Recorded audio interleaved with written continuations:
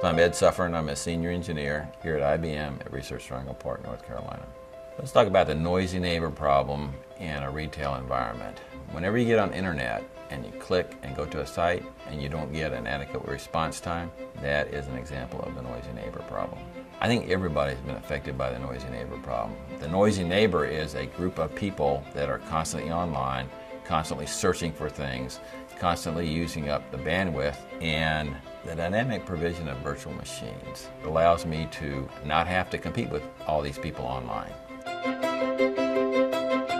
Cyber Monday, a lot of people get online because they have really good deals. The problem is always getting my response back to the user in an acceptable amount of time. And if I can't send it to the customer is going to get upset, and the customer is going to log off and order from somebody else. Anytime a number of users wants to access the same information at the same time, dynamic provisioning of virtual machines will alleviate that problem. We actually saw it 3 years ago when we were talking about potential areas of concern with virtual machines in an ordering system. We foresaw what was going to occur, and it really did happen last year in some of the ordering systems.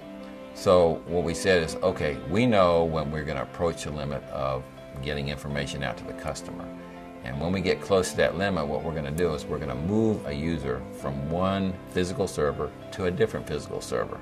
So as people log on, they're actually spread across, and the hotspots are eliminated, and the customer has a pleasant experience on the internet.